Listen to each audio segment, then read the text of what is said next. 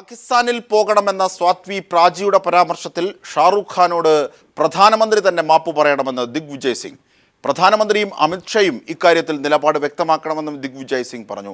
അതിനിടെ ഷാറൂഖിനെ പാകിസ്ഥാനിലേക്ക് ക്ഷണിച്ച് ജമാഅത്തുദ്ദാവ നേതാവ് ഹാഫിസ് സയ്യിദും രംഗത്തെത്തി. ഇപ്പോൾ വിവരങ്ങളുമായി ഞങ്ങളുടെ പ്രതിനിധി മനു ശങ്കരൻ ചേരുന്നു. മനു, ഇന്ത്യയിൽ നടക്കുന്ന പ്രശ്നങ്ങളെ പുറത്തുള്ള തീവ്രവാദികൾ ദുരുപയോഗം ചെയ്യുന്നു എന്നതാണ് ഇതുമായി ബന്ധപ്പെട്ട ഏറ്റവും പുതിയ വാർത്ത. ഒപ്പം ദിഗ്വിജയ് സിംഗ് പ്രധാനമന്ത്രിയോട് പറഞ്ഞ കാര്യങ്ങളടക്കം വിശദാംശങ്ങളിൽ. അജിംഷാദ്, ഇന്ത്യയിൽ ഇത്തരത്തിൽ അസഹിഷ്ണുതകൾ പെരുകുന്നതിനെതിരെയും പ്രത്യേകിച്ച് വിവിധ ഭാഗങ്ങളിൽ നിന്ന് ഇത്തരത്തിലുള്ള എതിർപ്പുകൾ ഉയരുന്നതിനെതിരെയും പിന്തുണയുമായി ഷാരൂഖ് ഖാൻ രംഗത്തെത്തുകയും ചെയ്തിരുന്നു. എഴുത്തുകാരടക്കം പുരസ്കാരങ്ങൾ തിരിച്ചു നൽകിയ ഒരു സന്ദർഭത്തിലും പ്രത്യേകിച്ച് അസഹിഷ്ണുത രാജ്യത്ത് ഇത്തരത്തിൽ വലിയ തോതിൽ പെരുകുന്നതിനെതിരെയും അംഗീകരിക്കാനാകില്ലെന്നുള്ളൊരു നിലപാട് സ്വീകരിച്ച് ഷാരൂഖ് ഖാൻ തന്നെ രംഗത്തെത്തുകയും ചെയ്തിരുന്നു. ഇതിനെതിരെ വിവിധ BJP നേതാക്കൾ ഇപ്പോൾ ഷാരൂഖ് ഖാനെതിരെ കടുത്ത വിമർശനങ്ങളാണ് ഉന്നയിച്ചിരിക്കുന്നത്. ഇതിൽ തന്നെ സ്വാതി പ്രാജി അടക്കമുള്ള നേതാക്കൾ പ്രതികരിച്ചിരിക്കുന്നത് ഷാരൂഖ് ഖാൻ ഇന്ത്യയിൽ സിനിമകൾ ചെയ്ത് കോടികൾ സമ്പാദിക്കുന്നുവെങ്കിൽ പോലും ഷാരൂഖ് ഖാന്റെ മനസ്സ് മുഴുവൻ പാകിസ്ഥാൻകാരൻ്റെതുപോലെയാണ് സംസാരിക്കുന്നത്. ഷാരൂഖ് ഖാൻ പാകിസ്ഥാനിലാണ്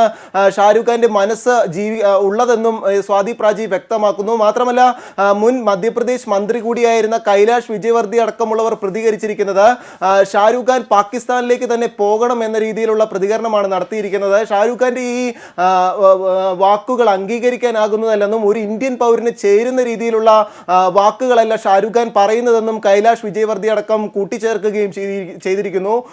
മാത്രമല്ല, വിവിധ സംഘപരിവാർ നേതാക്കളും ഇതിനെതിരെ കടുത്ത വിമർശനവുമായി രംഗത്തെത്തിയിട്ടുമുണ്ട്. എന്നാൽ ഇതിനെതിരെ വലിയ തോതിലുള്ള പ്രതിഷേധങ്ങളാണ് എല്ലാ പ്രതിപക്ഷ പാർട്ടികളുടെ ഭാഗത്തു നിന്നും ഉണ്ടായിരിക്കുന്നത്. ഇപ്പോൾ കൈലാഷ് വിജയവർദ്ധിയൊപ്പം സ്വാതി പ്രാഞ്ചി അടക്കമുള്ളവരുടെ പ്രസ്താവനകൾ അംഗീകരിക്കാനാകുന്നതല്ലെന്ന് ചൂണ്ടിക്കാട്ടിക്കൊണ്ട് കോൺഗ്രസ് നേതാക്കൾ തന്നെ രംഗത്തെത്തിയിട്ടുണ്ട്. മുൻ മധ്യപ്രദേശ് മുഖ്യമന്ത്രി കൂടിയായിരുന്ന ദിഗ്വിജയ് സിംഗ് അടക്കമുള്ളവർ രംഗത്തെത്തിയിരിക്കുന്നത് ഇക്കാര്യത്തിൽ പ്രധാനമന്ത്രി നരേന്ദ്രമോദിയും അമിത്ഷായും ഇവരുടെ നിലപാടുകൾ അംഗീകരിക്കുന്നുണ്ടോ എന്ന കാര്യം വ്യക്തമാക്കണം. മാത്രമല്ല, ഇക്കാര്യത്തിൽ മൗനം തുടരുന്നത് അവസാനിപ്പിക്കണമെന്നും ദിഗ്വിജയ് സിംഗ് കൂട്ടിച്ചേർക്കുന്നു. രാജ്യം ഭരിക്കുന്ന ഒരു പാർട്ടിയുടെ നേതാക്കൾ എന്ന നിലയിൽ ഇക്കാര്യത്തിൽ വ്യക്തമായ ഒരു നിലപാടുകൾ ഇവർ സ്വീകരിച്ച് തീരുവെന്നും ഇവർ കൂട്ടിച്ചേർക്കുന്നു. ഇന്നലെ തന്നെ കോൺഗ്രസ് അടക്കമുള്ള പ്രധാന പ്രതിപക്ഷ പാർട്ടികൾ രാഷ്ട്രപതി പ്രണബ് മുഖർജിക്ക് മുമ്പാകെ രാഷ്ട്രപതി തന്നെ ഇന്ത്യയെ കാവ്യവൽക്കരിക്കുന്ന ഈ നയങ്ങളിൽ ഇടപെടണമെന്ന് ആവശ്യപ്പെട്ടുകൊണ്ട് നിവേദനം നൽകുകയും ചെയ്തിരുന്നു.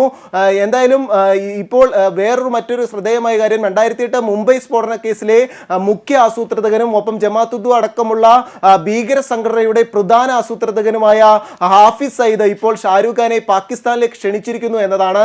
ഇന്ത്യയിൽ ജീവിക്കാൻ പ്രശ്നങ്ങൾ ഉണ്ടെങ്കിൽ, പ്രത്യേകിച്ച് പല വിവിധ മുസ്ലിം കലാകാരന്മാർ ഇന്ത്യയിൽ പല വ്യക്തിവിരോധങ്ങൾ നേരിടേണ്ടി വരുന്നു, പല പ്രശ്നങ്ങൾ നേരിടേണ്ടി വരുന്നു. അതിനാൽ ഇവർക്ക് പാകിസ്ഥാനിലേക്ക് വരാമെന്നുകൂടിയാണ് ഹാഫിസ് സയ്യിദ് കൂട്ടിച്ചേർക്കുന്നത്. എന്തെങ്കിലും പ്രശ്നങ്ങൾ ഉണ്ടെങ്കിൽ ഷാരൂഖ് ഖാൻ പാകിസ്ഥാനിലേക്ക് വരണമെന്നുകൂടി ഹാഫിസ് സയ്യിദ് കൂട്ടിച്ചേർക്കുകയും ചെയ്യുന്നു.